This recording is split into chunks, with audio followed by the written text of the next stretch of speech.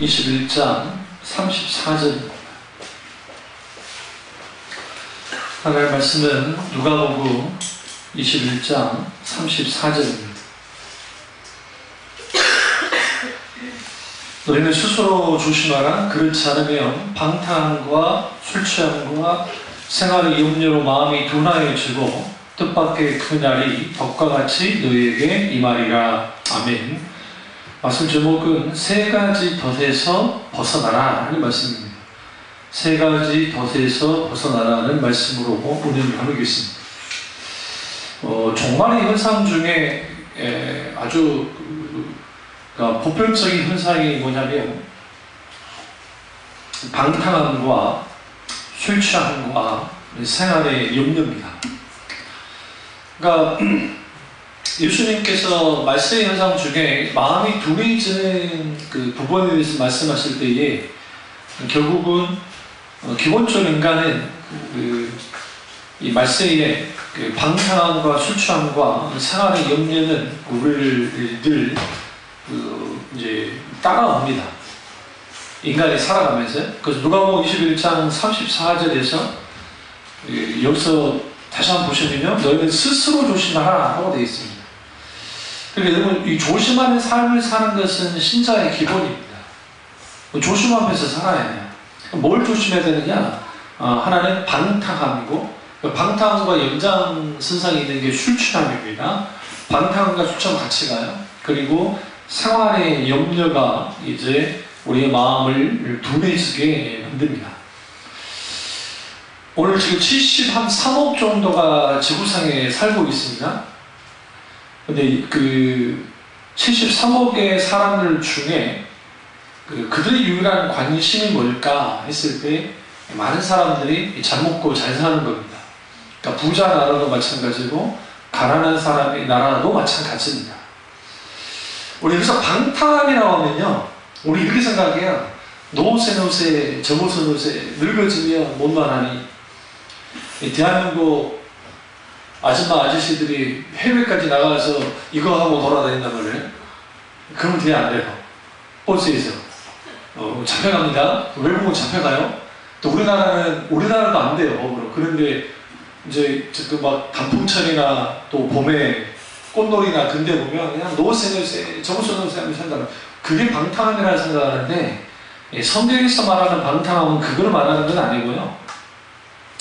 방탕함은 우리의 마음을 빼앗겨서 그것에 빠져 있는 상태예요. 그러니까 어떤 것에 마음이 빼앗긴 상태, 그게 방탕함. 그 대표적인 게 누가복음 17장 가보시죠. 설교를 좀 찾겠습니다. 누가복음 17장 27절에서 28절을 한번 보겠습니다. 노아가 방주에 들어갔던 날까지 사람들이 먹고 마시고 장가들고 시집가더니 홍수가 나서 그들을 다 멸망시켰으며, 또 노세 때와 같이 사람들이 먹고 마시고 사고 팔고 심고 집을 짓더니.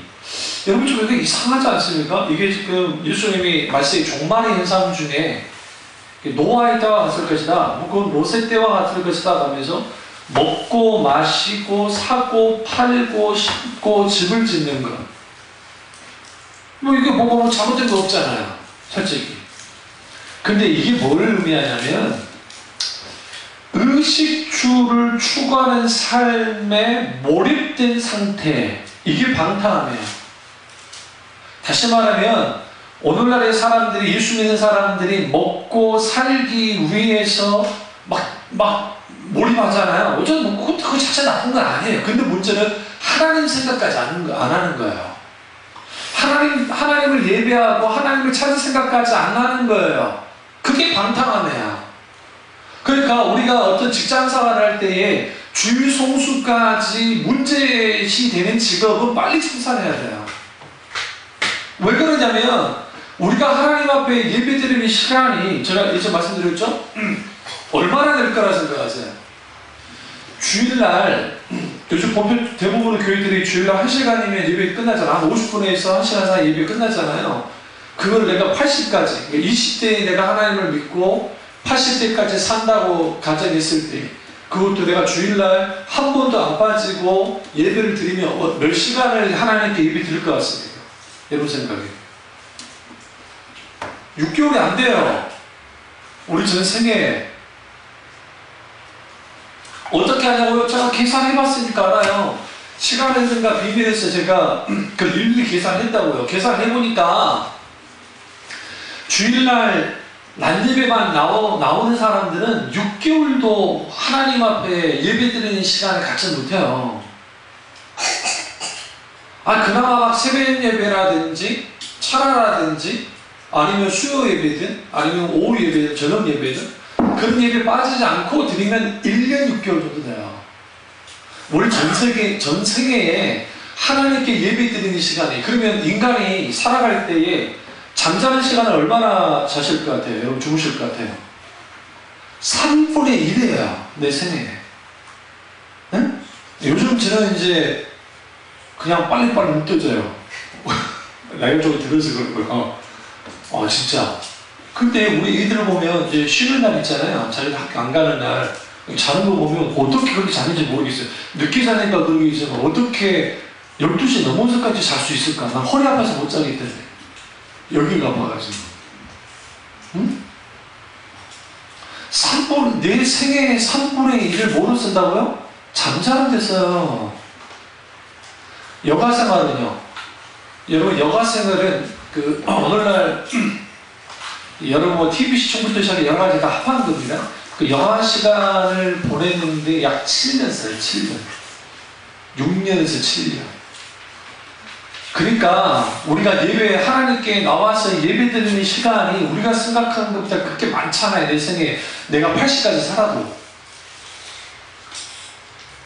그런데 오늘날의 사람들이 의식주를 추구하는 삶에 완전히 삶이 몰입되는 거예요. 그게 오늘 예수님 말씀처럼 노아 시대에 먹고 마시고 장가 들고 시집가고 또 롯데 시대에 먹고 마시고 사고 팔고 심고 집 짓는 거, 이것은 인간의 기본적으로 필수적으로 해야 되는 점에도 불구하고 이렇게 일상적인 삶을 살지만 하나님을 잃어버린 삶을 사는 것들, 하나님 아닌 사는 데만 열중하는 거, 그게 뭐냐? 방탕함이라고 성경이 말하고 있어요. 이게 좀 더 확대되어지면 술 취함으로 간 거예요. 술 취함. 이 술 취함이라는 것은 말 그대로 이 사람들이 술에 취한 것을 뜻하긴 해요. 그러나 여기서 한 가지 아셔야 될 것은 방탕함과 술 취함을 한꺼번에 보면 삶 자체에 중독되어서 그냥 살아가는 것, 그것이 성경에서 말하는 방탕함이에요. 이게 덫이라고요. 사탄은 우리에게 그런 덫을 까는 거야. 우리는 열심히 삶을 살아야 됩니다. 그건 맞는 말이에요. 그렇지만 내 생애 속에서 하나님을 찾을 만한 시간조차도 내놓지 않는다고 한다면 우리는 뭐에 노예가 되어 있냐면 소위 말하는 이 내가 살아가는 것에 대한 노예가 되어 있는 거예요. 사탄이 우리에게 주는 가장 큰 시험 중 하나가 바로 이겁니다. 삶 자체에 중독되어서 그냥 살아가는 거예요.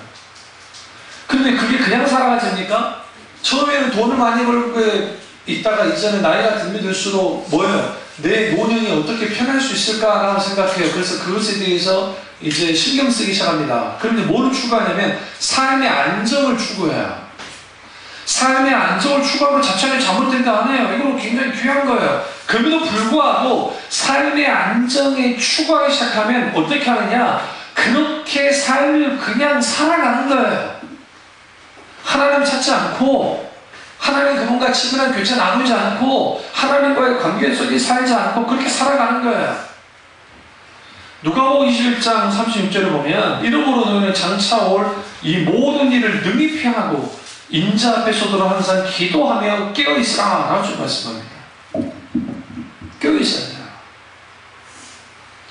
그러면 우리가 주님을 만나기 위해서 준비해야죠. 당연히 오늘 본문 말씀이 그 말씀이니까 준비를 해야 되는데 가장 신경 써야 될 부분이 뭘까요? 두 두 가지. 하나는 삶과 하나는 시간이에요.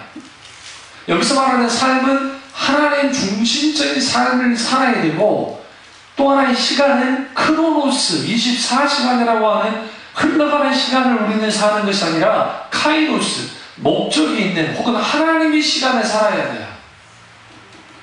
그래야 오늘 본문에서 말씀했던 방탕함과 술 취함과 생활의 염려로 마음이 둥그레지지 않아요. 그래서 스스로 조심하라는 것은 우리는 매 순간순간 자기 갱신을 해야 돼요. 자기를 들여다봐야 돼요. 그리고 내가 하나님 아닌 다른 것에 너무 한쪽으로 치우치며 살지 않았는가, 그 사는 이 모든 것이 방탕함이에요. 그러니까 우리 방탕하면 막 술 먹고 이상한 짓 하고 하는 게 방탕하면 그건 당연히 죄고, 우리도 모르게 우리 살아가고 있는 의식주가 뭐가 될 수 있어요? 방탕함이 될 수 있습니다. 뭔가 중독되어져서 시간과 돈을 사용하고 있다고 한다면 그것이 방탕함이에요. 어떤 사람, 이런 사람이 있죠. 잠과 게으름으로 시간을 낭비하는 사람 방탕함입니다. 네. 방탕하고 쾌락을 너무 많아요. 그래서 뭘 요구하느냐? 시간과 돈을 요구해요. 그래서 거기에 돈을 쏟아붓고 시간을 쏟아붓는 거예요. 여러분, 낚시 아주 좋은 거예요. 낚시 뭐 나쁜 게 있어요. 그러나 낚시를 안 가면 내가 불행해. 그건 뭐예요? 우상이에요. 우리가 개를 애완견 키우는 거 나쁜 거 아니에요. 어린 아이들일수록 뭐와 이러한 동물들과 교감하는 것은 아주 귀해요. 그런데도 불구하고 그 강아지가, 그 개가 없으면 내가 아주 허전하고 안 될 것 같아. 그게 우상이라고요. 무슨 말인지 아시죠? 내가 여행 안 가면 내 마음이 안 풀려. 그게 우상이에요. 하나님 앞에, 아니, 건전하게 좋은 스트레스를 받으면서 여행한 것 자체는 잘못된 게 아니라니까요. 그건 즐겁고 건축할 만한 거야. 그럼에도 불구하고 내가 그 여행이라도 가지 않으면 내가 숨을 못 쉴 것 같아 라고 하면 그거는 뭐예요? 그게 방탕함이에요. 그게 방탕함이라고. 근데 그건 죄라고 생각하지 않아요. 왜? 그 자체는 죄 짓는 게 아닙니다. 이런 사람들 있죠. 내가 오늘 운동을 안 하면 김종국 같은 사람들 운동을 안 하면 기분이 안 풀려. 이게 뭐라 중독이라 그러잖아요. 머릿속에 도파민이 계속 나와서 이게 마약 중독과 똑같아요. 이게 건전한 거긴 하지만 운동을 안 하면 즐거움이 없고 운동이 안 하면 기쁘지 않은 거예요. 행복하지 않은 거예요. 그러니까 운동하는 거야.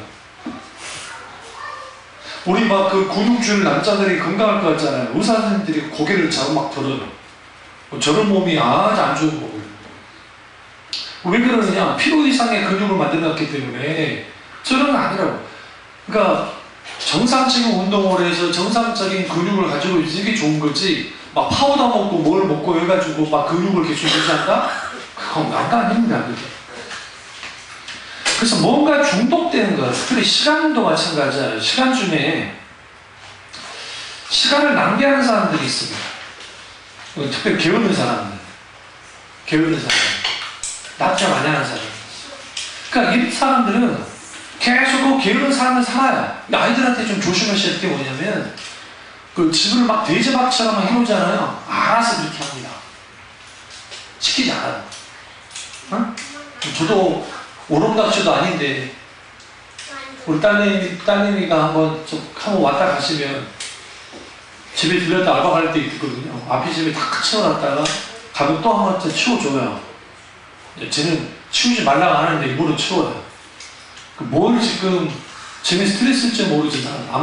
무의식적으로 뭘 심어놓냐면, 네 혼자 지내도 너는 뭐 해야 된다? 치워야 된다 라고 심어줍니다. 왜 그러냐? 여러분, 어떤 사람의 라이프 스타일을 보시면 아주 지저분하게 사는 사람도 있잖아요. 뭐 성격이다, 원래 기질이 그렇다, 그렇게 넘어갈 일이 아니에요. 사실 그런 게. 그게 다 영적으로도 연결이 돼요. 삶이 그런 사람이 영적으로 그게 될까요? 절대로 될 수가 없습니다. 그런 의미에서 아이들에게 저 같은 경우에는 뭐 애들 나올 때 저는 뭐 과자라든지 뭘 먹잖아요.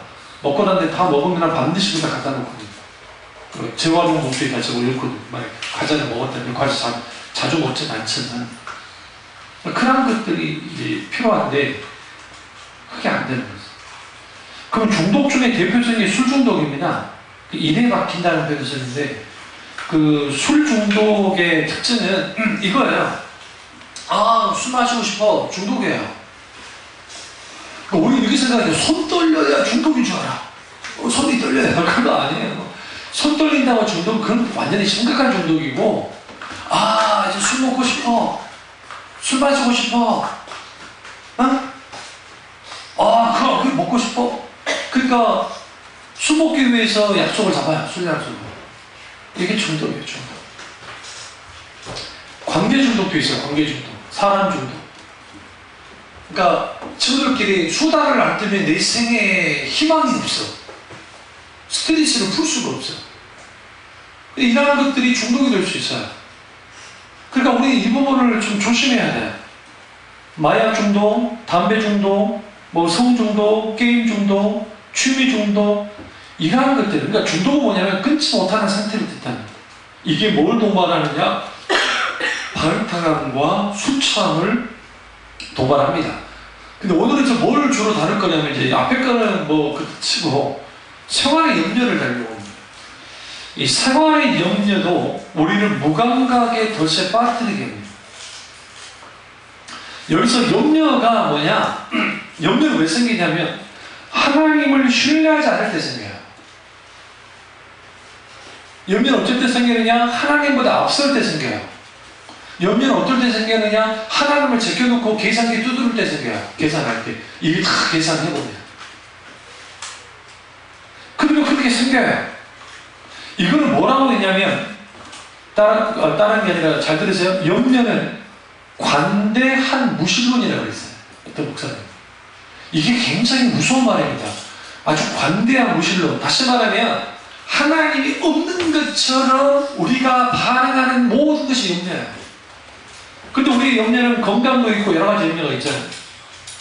어제 우리 어머니가 갑자기 전화가 왔는데, 그래서 전화를 받았는데, 막 애가 탄다는 거고, 뭐가 애가 타요? 그러니까 그 광주 형이 이제 2주간에 걸쳐서 성지순례를 마치고 이제 인천공항으로 내리는데, 어제 광주에 비가 엄청나게 내리고 비바람이 엄청나게 친 거예요. 그러니까 이제 공항에 어떻게 비 내냐고, 저거 여기 비 안 오는데요? 그러니까 아니요, 그래서 그러시는 거예요. 위험해. 바람 많이 불잖아요.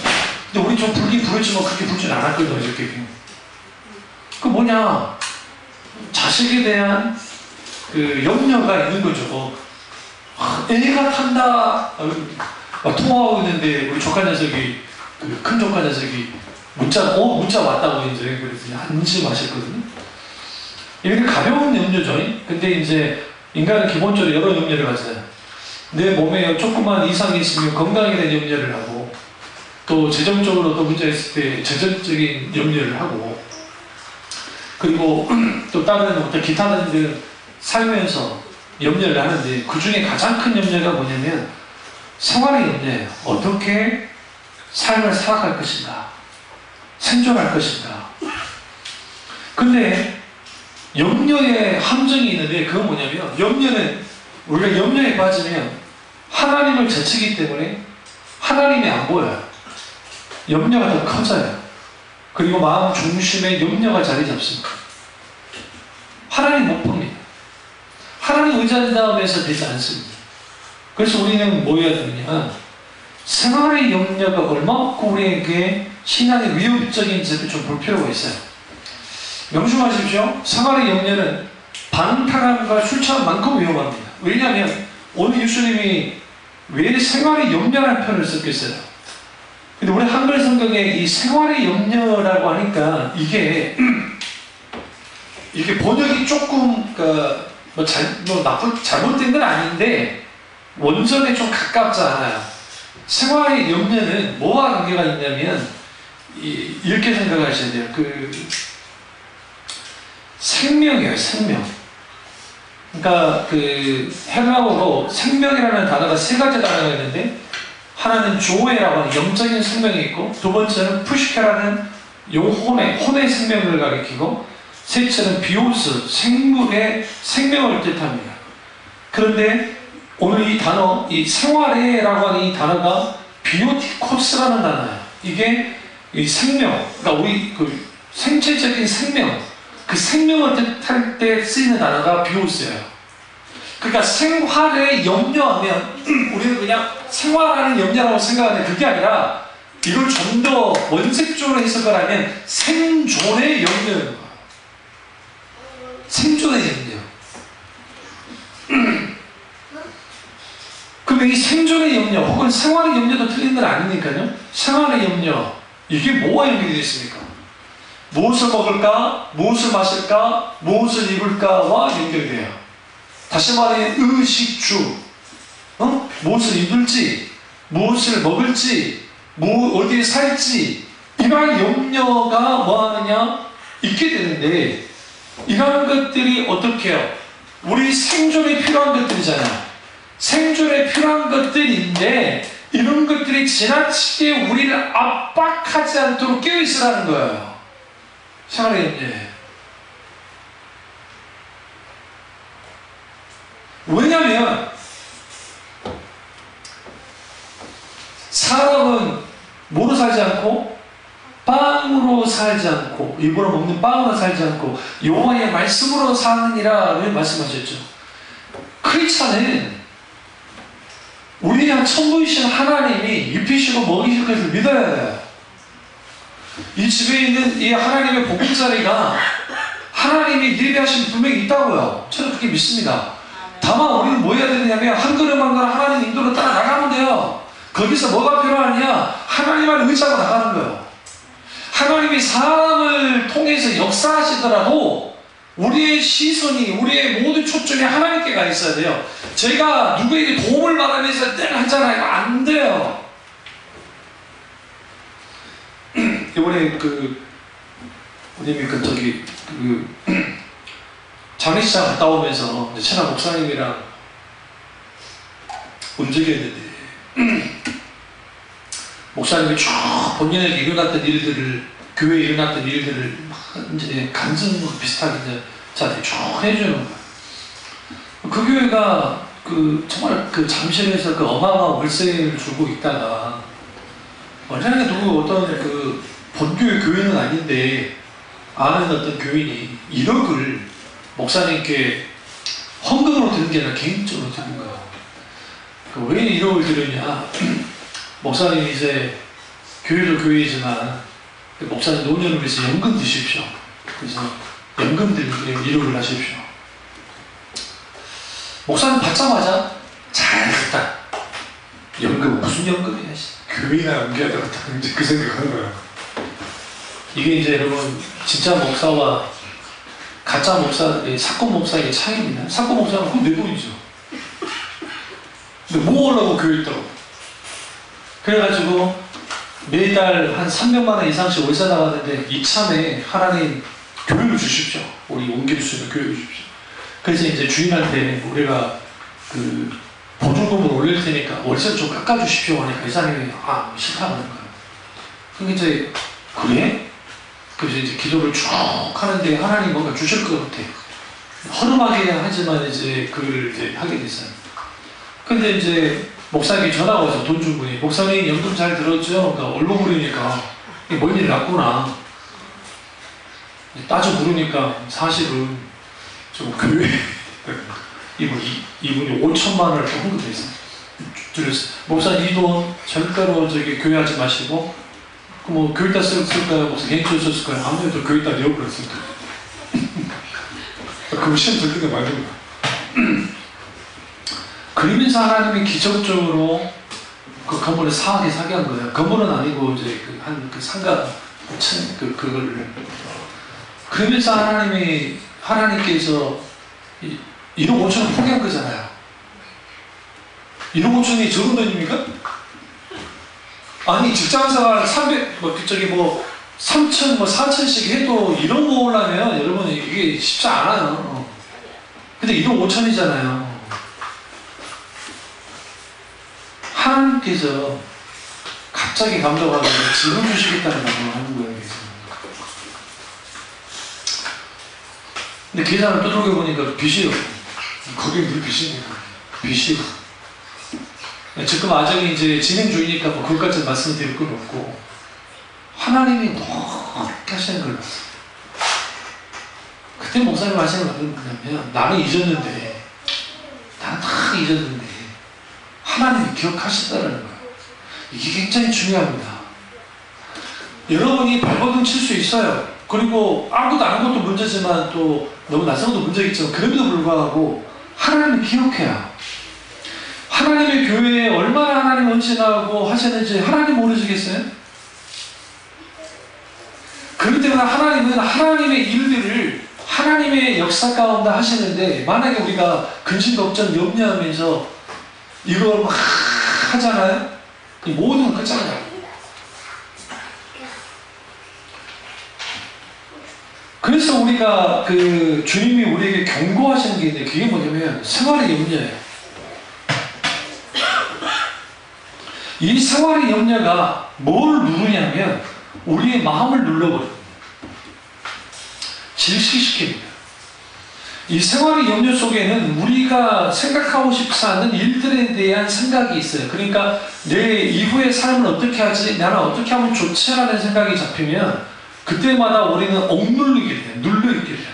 그리고 우리는 반드시 뭐 하느냐? 인간은 기본적으로 계산 기준으로 내가 이렇게 살아갈 수 있을까? 아닐까? 하나님이 그래도 나를 버리진 않겠지? 아니면 하나님이 어떻게 왔다 갔다 하는 거야. 성경에 염려하지 말고 기뻐하라는 말씀이 550번 나옵니다. 이게 신구약 통틀어서. 오늘날 90% 이상의 사람들이 복잡한 생활 속에서 뭐 하느냐? 생활의 염려라고 하는 노이로제에 걸려 있어요. 그러다 보니까 생존 경쟁이 심하잖아요. 사는 게 힘들잖아요. 빡빡하잖아요. 그러니까 사탄이 우는 사자와 같이 돌아다니면서 건드는데, 어떻게 건드느냐? 우리의 생활을 흔드는 거예요. 우리의 생존을 건드는 거예요. 건드리면서 불안과 공포와 염려와 근심을 조장하는 겁니다. 근데 여러분, 염려의 원어의 뜻이 뭔지 아세요? 정신을 분열시키다는 뜻이에요. 재밌습니다. 헬라어 원전에서 정신을 분열시키다, 이해력을 분열시키다, 감수성을 분열시키다 라는 게 염려예요. 그러니까 우리의 마음을 조각조각 내서, 산산조각 내서 우리를 모두 분열시켜버리는 거예요. 하나님을 향한 하나의 마음이 아니라 두 개의 마음으로 쪼개버려요. 그게 생활의 염려예요. 염려와 불안에 사로잡히면 안 하고 안 할 것을 하게 됩니다. 안 해야 될 것들. 그러다 보니까 거기서 뭐 하게 되느냐? 거기서 넘어지는 거예요. 그리고 염려하게 되면, 염려와 근심이 많은 사람들의 특징이 뭐냐면 원망과 불평이 터져나갑니다. 염려와 근심이 많은 사람 치고 사탄의 유혹으로부터 자유로운 사람은 없어요. 늘 우리의 죽음입니다. 지금 일어날 일들이 있잖아요. 그럼 충분히 계속 기도하면서 나가면 돼요. 한 걸음 한 걸음. 미리 우리가 이렇게 할까 저렇게 할까 계산할 필요 없고, 그리고 어떠한 그 사람들하고 만약 이야기하게 될 때 하나님께 지혜달라고 계속 기도하면서 해야 돼요. 하다 보면 거기에 하나님이 알아서 해요. 그건 분명해요. 시주간에서 어머니가 3주 동안 1년의 과정을 통해서 볼 때에 하나님이 주신 말씀은 분명하게 이렇게 했다는 말씀은 분명히 줬는데, 내 감동 속에는 나렇게 하겠다 안 하게 하겠다는 감정이 전혀 없었어요. 제가 그만했어요. 저기 대부분에는 어떤 감동이 있냐면, 하나님이 그래도 내가 낫게 하시겠다는, 그리고 평안한 감동들이 생각보다 많아요. 기도하다 보면. 그때는 제가 안전하면서 기도하는데, 이번에는 그렇지 않아요. 이상해요. 이상할 정도. 그리고 폐가 그 상태는 좋은데 가래는 계속 없어지지 않는 그런 일들. 후에 하나님의 은혜 가운데 이제 완전히 바꿔놓긴 했죠. 왜 그랬을까? 좀 생각해보면, 이번에 입원한 게 그 신중하신 어머니가 반복증이었으면요. 그러니까 예전에 그 반복이었으면 이분이 제사라든지 다른 조상신을 섬기는 거라든지 이것에 대해서 정말 심각하게 생각 안 할 거예요. 지금이야 이제 좀 힘드니까 제사 안 할게요. 그렇죠. 진짜 모르지만 그럼에도 불구하고 이건 교훈이 될 겁니다. 왜 교훈이 되냐면 후에 이런 일들을 할 때 분명히 교훈이 되는 거예요. 그리고 제사만 지내고 나면 아팠어요. 저 집이. 이게 영적으로 분명하게 문제가 있는 거예요. 그러니까 하나님은 신주에 가서 어머니를 구원하기 위해 때로는 하나님이 이런 부분 속에서 허용하실 때가 있다는 거예요. 그러나 사탄은 아주 잡아먹을 일들. 그건 분명한 거예요. 그럼 그때 필요한 게 뭐냐? 우리가 염려하고 근심하고 걱정한다고 되는 게 아니라 우리는 여기서 말씀을 붙잡고 기도하면서 하나님을 의지하고 나아가기 시작하면 하나님이 하신다. 분명하게. 이게 굉장히 중요합니다.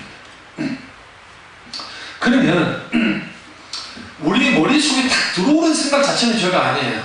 우리가 갑자기 뭐 안 좋은 생각 들어오기도 하고 그런 생각이 들어온 것 자체는 죄가 아닌데 이게 우리 마음에 딱 붙어가지고 근심과 걱정과 염려가 되는 것이 죄가 나요. 왜냐하면 이게 불신앙이기 때문에. 이게 아주 무서운 겁니다. 왜 그러냐면 염려는 전능하신 하나님을 믿지 못하는 불신앙에서 오기 때문에 그렇습니다. 사탄은 이것을 엄청나게 우리에게 공격합니다. 어떻게? 생활의 염려라는 것을 가지고 우리의 모든 것을 뭐예요? 계속적으로 뭐 하느냐? 우리를 격동시켜요. 격동. 우리가 하나님의 타이밍과 하나님의 때에 잘 맞춰서 움직여야 돼요. 시행착오할 필요가 없어요. 그래서 여러분 우리가 이제 뭐 저희 산책 지금 뭐 옮긴 것도 그리고 이런 하나님이 다 하신 거예요. 그러니까 그런 것들을 하나님께 맡기고 하나님의 인도를 따라서 나아가면 우리도 모르게 시행착오할 때가 있어요. 그러나 하나님 다 알아요. 분명한 것은 뭐냐면 그럼에도 불구하고 계속 하나님 바라보는 거예요. 하나님을 바라보고 나가다 보면 지금은 내가 모르는데 어느 시점 지나다 보면 딱 뒤로 돌아보잖아요. 아, 이거 하나님 하셨구나 할 수 있어요.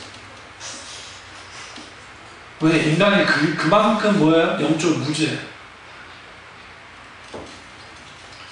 베드로전서 5장 7절에 너희 염려를 다 주께 맡겨버리라. 이는 저가 너희를 권고하시니라. 여기서 권고라는 표현은 돌보신다는 뜻이에요.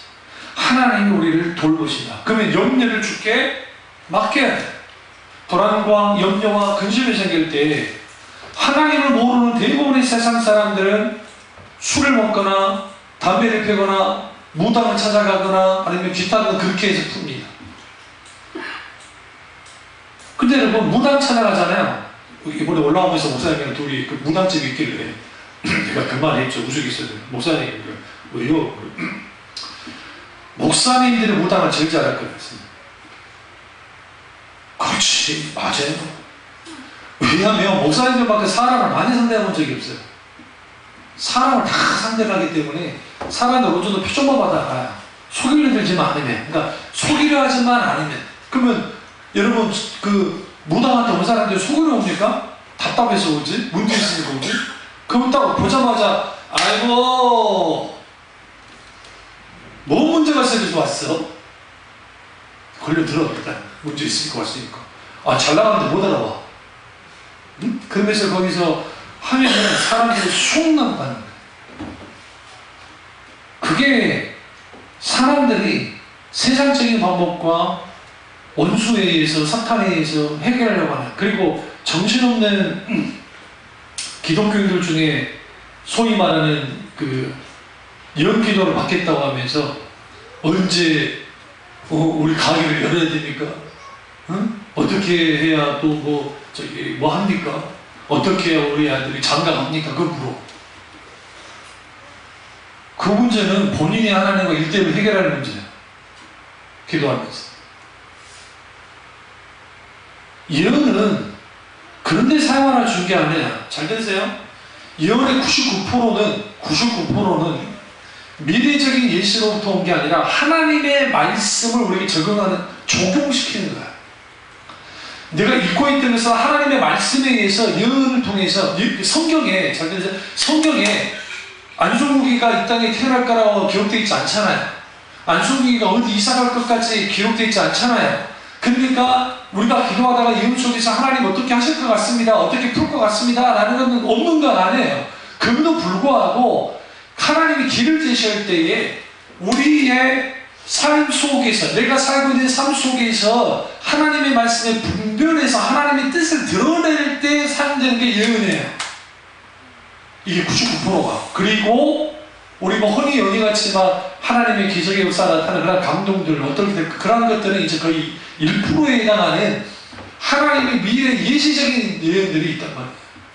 근데 그런 것들이 자주 일어나면 좋은데 자주 안 일어나요. 하나님의 뜻에 맞게 역사하실 때만 그런 것들이 있어요.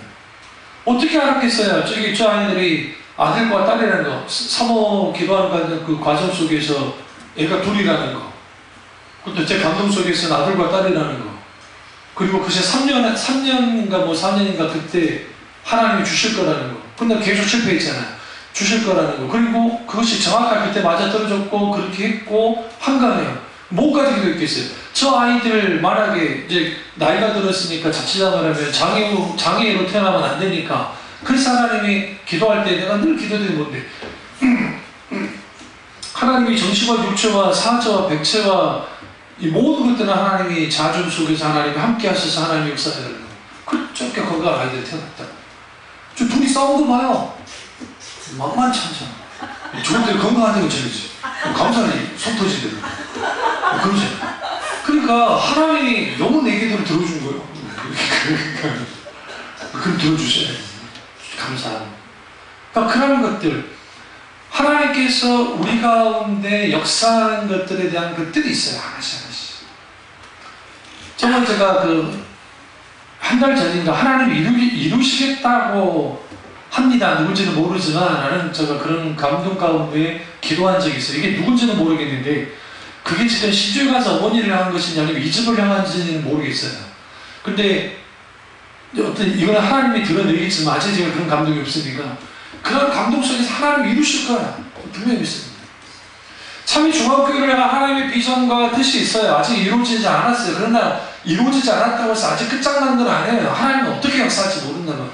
그래서 우리에게 필요한 게 뭐냐면 염려보다 앞서게 기도예요. 그래서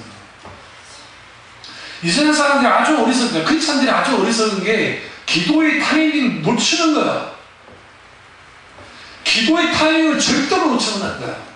무슨 수가 있어도 기도해야 돼요. 근데 사탄은 기도하지 못하게 만들어. 어떻게 만드냐면 환경을 막 복잡하게 만들고 정신이 사납게 만들고 기도할 수 없는 상황까지 막 몰아버려요. 그러니까 사람들이 뭐하냐면 기도할 시간을 잃어버리는 거야. 여호수아가 왜 기분족 속 사람들이 속아버리느냐? 조목전적에 막 정신이 없이 막 열을 하니까 그렇게 온 거예요. 여호수아와 장로들과 이스라엘 백성들이 이걸 놓고 기도만 했어도 알아챘다고요. 사탄은 그렇게 공격해요. 그럼 여러분 그 기분 족속을 받아들이는 게 뭐가 문제냐고요?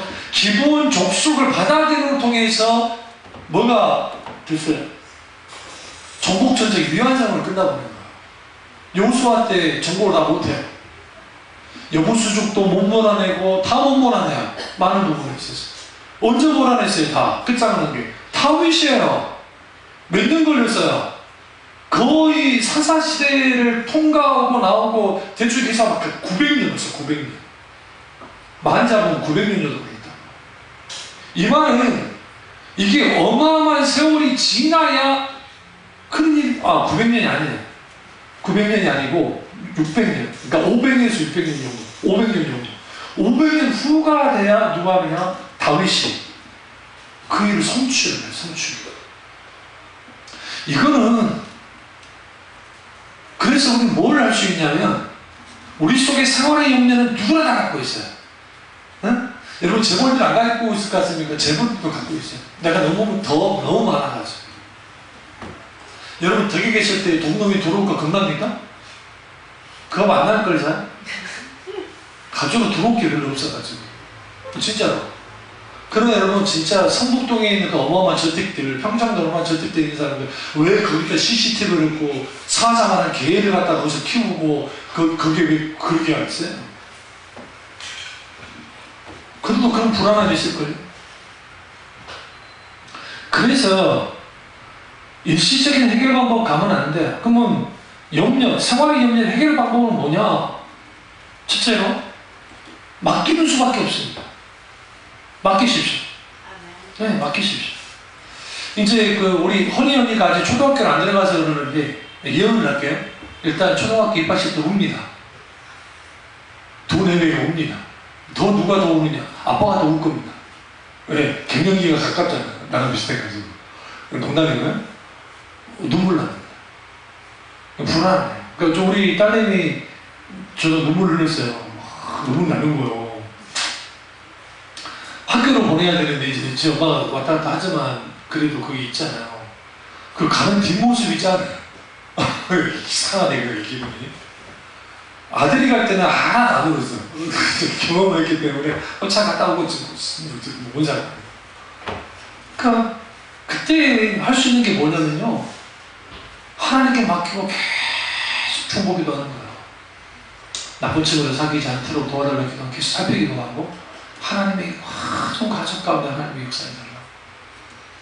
그러니까 그렇게 하나님께 자녀를 맡길 때 그 염려로부터 벗어나는 것처럼 우리가 할 수 있는 게 별로 없어요. 하나님이 하시도록 해요.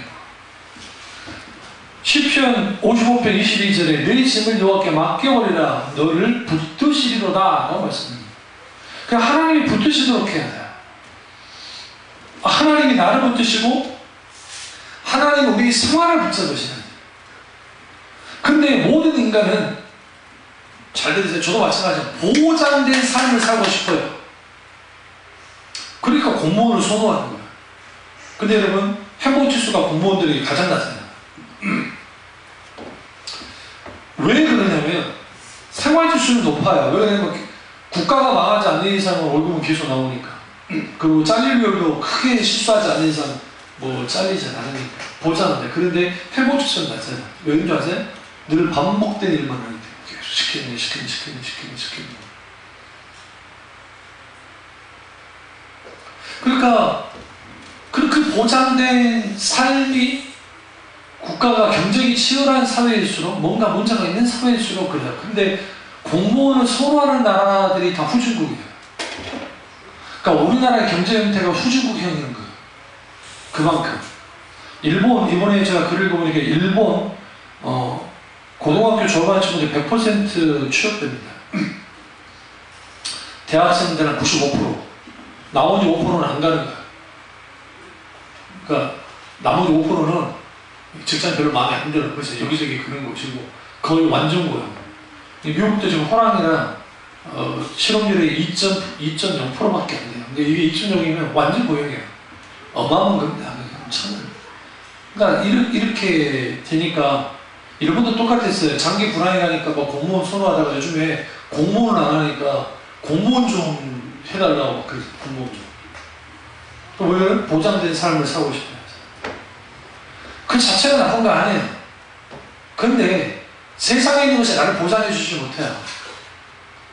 하나님만이 우리를 보장하실 텐데 나를 보장하시는 하나님보다 우리는 다른 것을 더 선호합니다.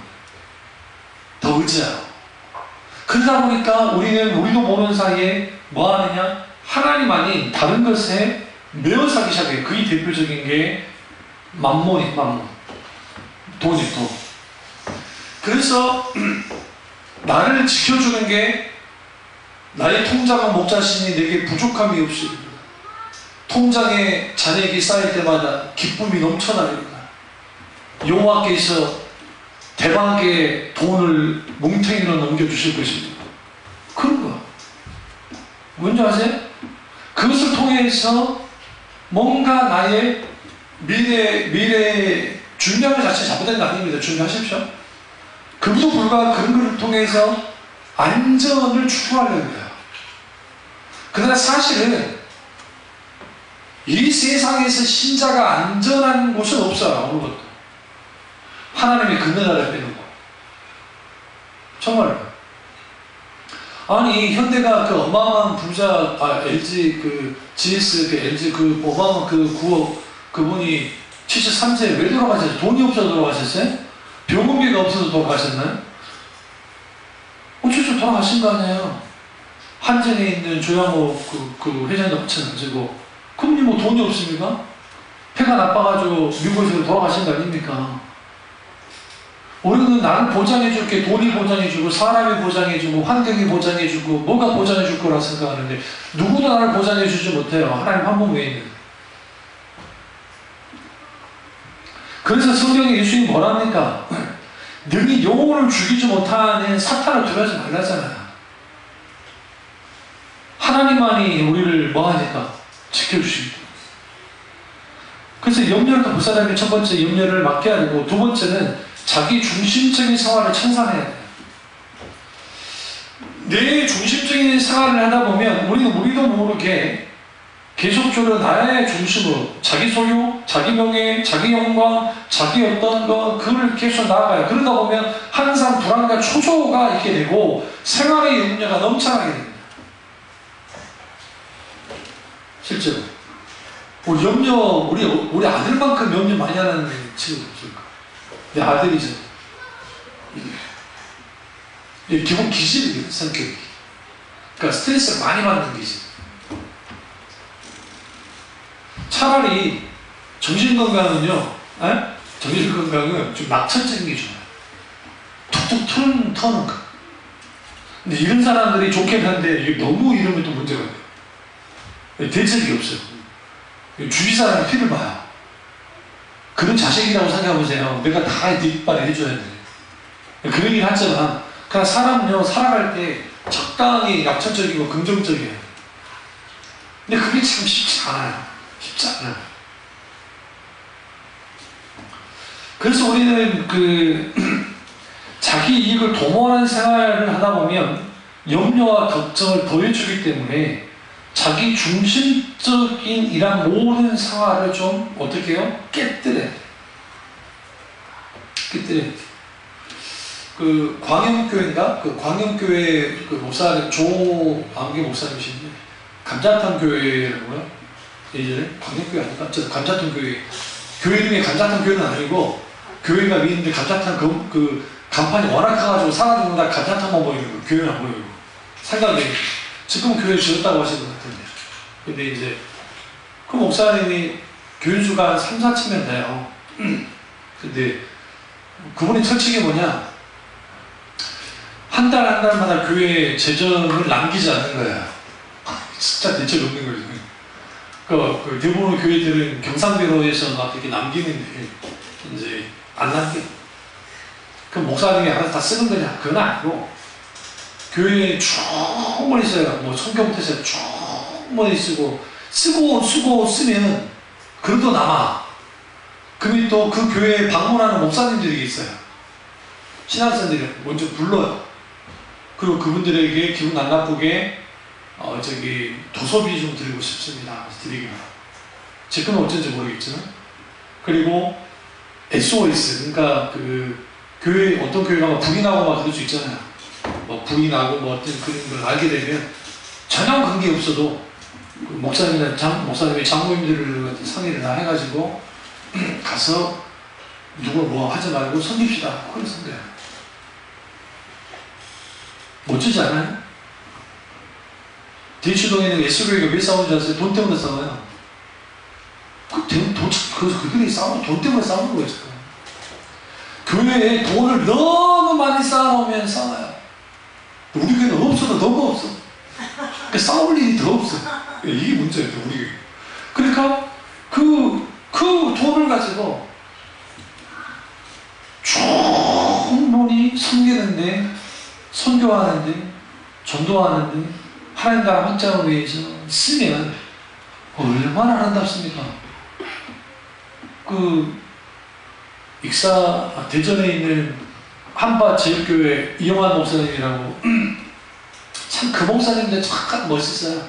그분은 중학교도 못 나온 분이에요. 그래서 정식 신학을 한 게 아니라 별과를 졸업을 해가지고 별과를 통해서 목사가 되신 분이에요. 무인가 신학교를 나오신 분이에요. 근데 교인수가 거기도 한 4, 5천 명은 그 정도 되는데, 그분 교회 같은 경우에 주위에 있는 지금도 하신지는 모르겠지만 연약한 교회들을 돌봐요. 그러니까 어떻게 돌보냐면 그분들 자존심이 있으니까 절기되면 다 흩어버려요, 교회들을. 그러니까 부활절이고 뭐 추수감사주의, 성탄절, 특히 추수감사절이라고 성탄절은 나가라. 특별히 성탄절 때 나가라. 들어오면 가만 안 둔다는, 얘기 안 한다는 거예요.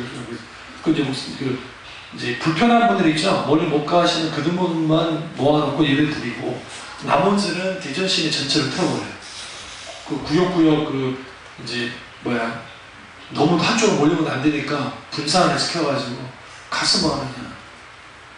정성껏, 이제 세상 말하는 정성껏인데 헌금을 하고 오게. 헌금. 그때 이제 목사님 말을 째째하게 10,000원 정도 하지 말고, 이제 우리 교회다 한 거는 헌금만 안 하는데, 그런 연약한 교회 생기는데 째째하게 10,000원 거 하지 말고, 어쨌든 은혜 가운데 해라고 합니다. 안 멋있습니까? 그런 목사님이? 자, 늘 앞에 목사님들만 많으니까 여러분들이 그러는데, 생각보다 전주에 안디옥 교회라고 지금 은퇴하셨겠지만 깡통교회라는 데요. 깡통교회 이유가 뭐냐면, 예전에 공장 있잖아요. 그 공장에다 교회를 한 거예요. 여름에는 성령의 뜨거운 불이 너무 강해요. 뭔 말인지 모른가 보면 거의 그냥 입신할 정도예요. 열사병에. 에어컨을 잡아 트셔도 안 돼. 겨울에는 성령의 추운 얼음이 너무 강해. 추웠어. 근데 그 교회를 목사님이 재건축 안 했어요. 더군다나 돌린 줄 아세요? 선교. 선교지의 목사님들이 비참하게 사신 분들이 많아요. 그래서 심지어는 이 초등학교 꼬맹이들 있죠. 유치부 꼬맹이들까지 고사리 손에 목사님이 선언했잖아요. 너희들 간식 안 준다. 삐질 일이지. 간식 안 준다. 간식 안 주고 그 돈으로 뭐 하나? 선교한다. 물론 그건 교육부에 막경시켜서 합니다. 그러면서 그 선교지 배부른 영미권에 미국이나 그런 데 가 있는 그런 선교사들 말고, 말로만 선교사는 사람들 말고, 진짜 오지 같은 들어가서 하시는 힘들게 하시는 분들이 있어요. 그분들을 찾아서 그분들을 도와요. 한국교회에 그런 분들이 있었기 때문에 되는 거예요. 광주 형도 그러잖아요. 형도 보면 거기 섬기는 거 보면 무서울 정도로 섬겨요. 근데 우리 어머니가 늘 그러더라고. 재정이 끝장이 날 것 같은데 하나님이 이상하게 쳐준다. 그러니까 쌓아주지 않고, 거기도 재건축을 해야 되는데 쌓아주지 않고 하나님이 인도했다. 그 기도 따라하는 게 아니라 장로들과 같이 기도하면서 귀하게 쌓아가기 시작할 때 거기에 하나님의 놀라운 역사가 나타납니다. 왜 우리가 근심과 걱정과 염려가 더 많냐면 움켜쥐려니까. 많은 부분이 있어요. 이거 놓치면 어떡하지? 이거 잃으면 어떡하지? 이거 어떻게 되면 어떡하지? 그러다 보니까 우리도 모르게 뭐 하느냐, 자기 중심적으로 자기 욕심과 자기 생활만 급급하게 되면 인간은 기본적으로 하나님 모든 그 뜻을 보지 못해요. 그럼 염려가 잘 와요. 그죠? 세 번째는 염려로부터, 상황 염려로부터 이기려면 항상 깨어 기도해야 돼요. 기도 외에 승리할 수가 없어요. 아무리 어려워 보여도, 아무리 어떤 문제가 해결되지 않을 것 같아도 우리는 하나님 편에 서야 돼요. 그러려면 기도해야 돼요. 우리 앞에 있는 모든 염려와 근심거리는 기도하라고 하는 신호로 여기면 돼요. 그냥 하나님 나를 기도하게 하는구나. 기도하셔야 돼요. 아무리 어려워 보여도 우리 뭐 해야 돼요? 하나님을 찾으면서 나아가야 돼요. 그렇게 하나님 앞에 기도할 때 환난과 고통과 모든 근심거리가 내 마음을 막 짓눌렀는데, 내가 하나님 앞에 기도하면서 계속 나아가면서 하나하나씩 각기 하는 거예요. 깨부시고 깨부시는 거예요. 근심과 걱정과 염려가 많으면 우리는 자꾸 하나님께로부터 멀어집니다. 근데 계속 하나님 앞에 깨어 기도하면서 나아가면 이걸 깨부셔 나가기 때문에 하나님께로부터 가까워지기 시작해요. 가까워지기 시작하면 어느 날, 잘 들으세요? 나의 염려거리를 위해서 기도했던 내가 이제는 그로부터 벗어나서 다른 지체들을 위해서 중보기도 하고 이 나라 이민족을 위해서 기도하고 그리고 좀 더 한 걸음 더 나가면 두 가지가 사라지는데 하나는 조급함이 사라져요. 또 하나는 불안함이 사라져요. 이상하게. 그러니까 조급함은 우리 앞에 어떤 문제가 있으면 조급할 수밖에 없어요. 빨리 그냥 해결해 가고 싶어. 그리고 내가 조급해 한다고 해서 이게 상황이 바뀌어지지 않아. 상황이 바뀌어지지 않으면 누가 바뀌어야 돼요? 내가 바뀌어야 돼요.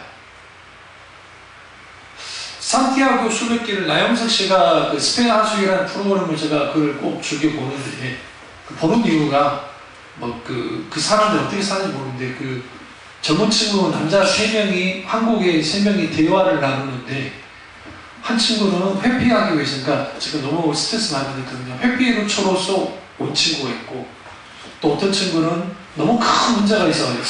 여러 문제가 발생이 돼가지고 그 감당하기 힘들어서 온 친구도 있고 또 한 친구는 세계 일주를 했더라고요. 멋진 친구들만요. 그 돈을 몇 년 동안 벌어가지고 그걸 세계 일주를 한 거야. 그 배낭여행에서.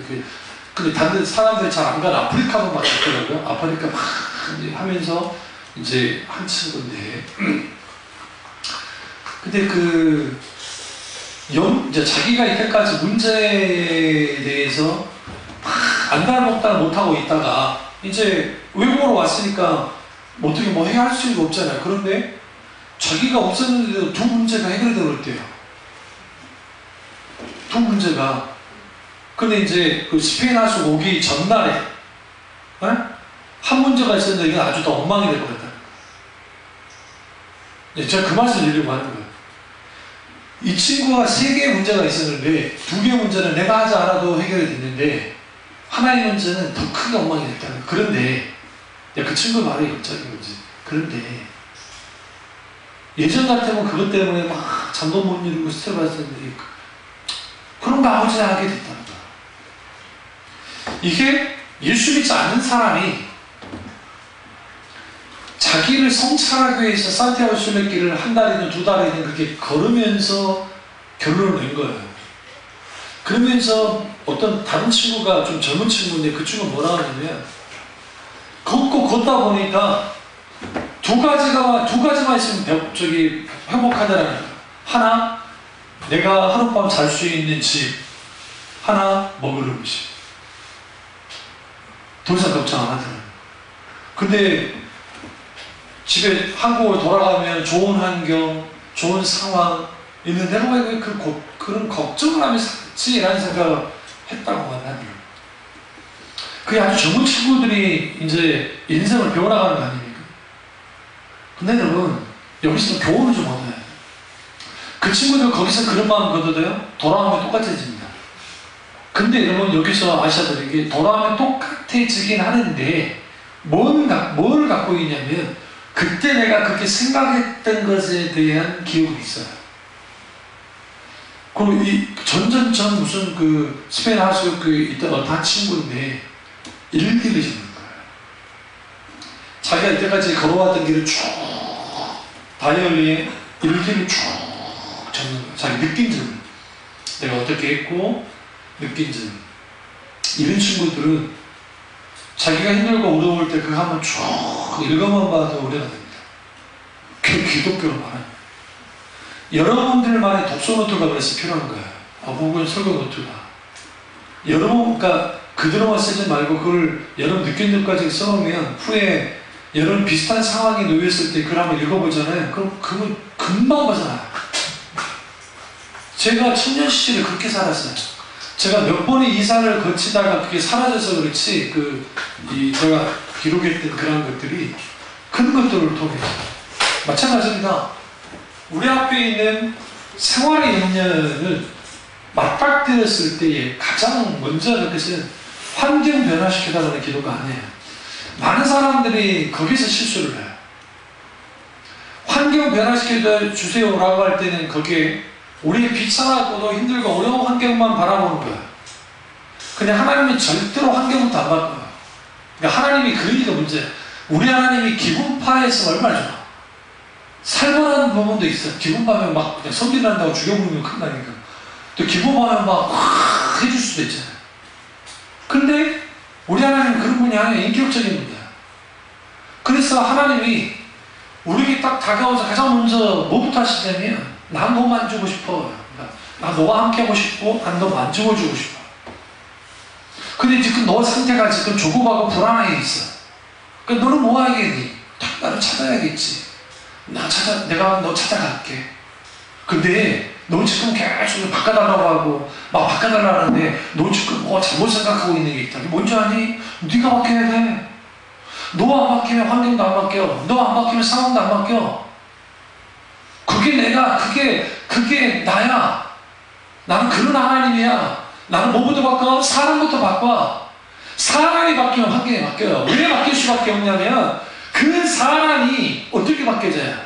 광야 속에 있다 할지라도 하나님께 붙들리게 되면 하나님의 사람이 되거든요. 더 이상 광야는 문제가 되지 않아요. 더 이상 광야는 하나님이 역사하는 무대일 뿐이지 공허하고 고통스러운 것은 분명하지만 그렇다고 광야가 나를 잡아먹을 만큼의 그게 거대한 게 안 돼요. 왜? 하나님이 함께 하시기 때문에. 뭘 이겨버리느냐? 환경을 이겨버려요. 상황을 이겨버려요.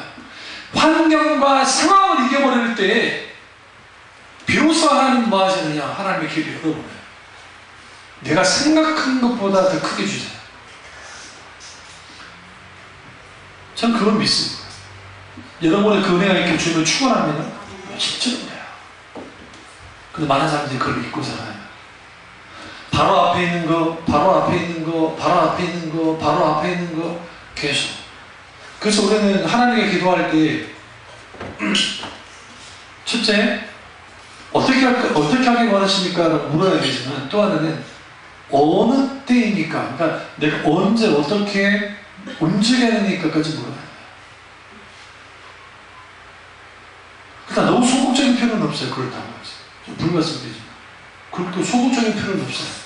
내가 적극적인 것을 하더라도 계속 물어야 되잖아요. 물으면서 하나님의 인도를 따라 나가다 보면 제 선배 목사님이 했던 것처럼 생각주반이 되어버렸어요. 그 건물이 10년 전 가격이에요. 근데 왜 그게 나왔는지를 몰라요. 저 목사님. 거기에 지금 그 건물을 사서 들어오신 분하고 이제 그 공사하다가 이야기를 나누는데 얼마에 들어오셨어요? 10년 전 가격을 말하니까 충격을 받은 거였어요. 왜 충격받았어요? 기분이 나빠가지고. 내가 10년 전에도 그게 들어왔는데 10년 후에도 그게 들어왔어요. 지금 그거 다 개발됐잖아요. 거기만 안 개발됐. 그 개발되면 완전 달라지고 상황이. 거기는 상가 건물이기 때문에 여러분 생각하는 그 일반 아파트보다 훨씬 나아요. 그 재개발 되더라고. 거기가 3층밖에 안 돼요. 층수를 높인다고 생각해보세요. 그 건물. 그럼 여러분 상상할 수 있는 뭡니까? 소위 말하는 정원이 그 한 층만 내가 갖는다고 어마어마하게 되잖아요. 그렇게 되는데 목사님이 했던 말 중에 하나가 참 재밌는 게 나는 하나님이 보시는 만큼만 나갔는데 내가 그 길을 따라가니까 하나님은 더 앞서가잖아요. 나는 가랑이가 찢을 것 같은데 하나님은 그부터 먼저 가서 그 일들을 이루셨습니다. 그게 하나님이 하십니다. 그러한 일들이 우리 아이들에게, 여러분의 가정에, 그리고 우리 교회에, 각 개인에게 일어나기 시작하면 우리는 뭘 알게 되냐면 내가 호들갑 떤다고 해서 되는 게 아니구나. 또 반대로 하나님의 음성을 듣는다시고 아무것도 안 하는 사람이 있어요. 이건 심각한 거예요. 또 이런 사람은 또 하나님을 몰라도 너무 몰라. 또 그건 안 해요. 그래서 우리는 뭐 해야 되냐면 순간순간 물어야 돼. 이게 하나님의 뜻입니까? 아닙니까? 하나님 어떻게 하길 원하십니까? 우리가 하다 보면 거기에서 내가 시행착오를 겪고 할 수 있어요. 하나님 그것까지 막 혼내지 않아요. 왜냐하면 우리는 그런 게 인간이니까 그런 과정 속에서 우리는 방향성을 잃지 않고 하나님의 길을 따라 나가면 결국은 하나님이 하세요. 그러면 우리 우리 전사님의 그 집을 옮기는 문제가 단순히 집을 옮기는 문제로서 끝나는 게 아니라 이게 하나님의 일이 되어졌을 때 하나님은 그를 통해서 주인이 하셨다는 하나님의 영광을 받게 돼요. 그런 역사가 나타나면 신이 나요. 기쁘고. 근데 우리는 너무나도 많은 사람들이 이 말씀 끝내겠습니다. 너무나 결론을 봐요. 결론을 본다. 우리는 결론을 딱 잡아놔요. 믿습니다. 될 줄로 믿습니다. 아멘. 이게 적극자 사무실 번용주의자들을 만들어내는 공식인데, 내가 가고자 하고 원하는 것을 먼저 생각하고 계획을 세워서 그걸 붙들고 하나님께 기도하니까, 하나님 아버지 믿습니다. 이게 될 줄 믿습니다. 되게 해 주십시오. 하나님이 역사할 줄 믿습니다. 그게 성경에서 말하는 믿음입니까? 웃기지 말라 하세요. 가장 먼저 필요한 게 뭐냐면 합생하신 하나님의 뜻이에요. 노아가 방주 자기가 계획 세웠나요? 아브라함이 갈대아우를 나올 때 자기가 계획 써서 나왔으니까 하나님이 먼저 말씀하셨어요. 그래서 헨리 브리카빈 목사님이 하나님의 길을 따라갈 때, 하나님을 경험하는 삶을 살 때 가장 중요한 게 뭐냐면 앞서 가신 하나님의 음성을 듣는 거예요. 하나님의 음성이 들려져야 돼, 우리 속에. 그런데 여기서 문제가 있어요. 막 하나님이 강하게, 감동 가운데 강하게 해주면 얼마나 좋아요. 근데 그런 경우는 별로 없다고요. 우리는 놓치지 말아야 될 게, 강한 감동이 있다고 해서 그게 무조건 하나님이 하신 게 아니고, 약한 감동이 있다고 하나님이 안 한 것도 아니에요. 왜냐하면 제가 이때까지 목회를 하고 하다 보면은 하나님이 하시는 일들은 내 어떤 영적인 감동의 크기와는 비례한 적이 없어, 별로. 오히려 하나님의 뜻을, 길을 잃지 않고 계속 나가다 보면 하나님이 거기서 역사를 해요. 그리고 딱 지나보니까, 아, 그게 하나님의 뜻이었구나, 이게 하나님이 하신 것이구나, 나를 알아요. 누가 영광 받을까요? 하나님이 영광 받아요. 그래서 우리는 우리 조상들이 했던 말대로 급할수록 돌아가라잖아요. 우리 돌아갈 것까지는 없고, 돌아갈 이유도 없고, 급할수록 누구에게 나가야 돼요? 하나님께 나가야 돼요. 그리고 정당하게 자녀로서 구하십시오. 하나님이 숭고한 거 잘못된 거 아니에요. 손 많은 거 하니까 문제지. 결론만을 가지고 나가니까 문제지. 하나님, 이렇게 기도하세요. 마음껏 하나님의 역사를 주십시오. 제가 믿음의 그릇이 되기 원합니다.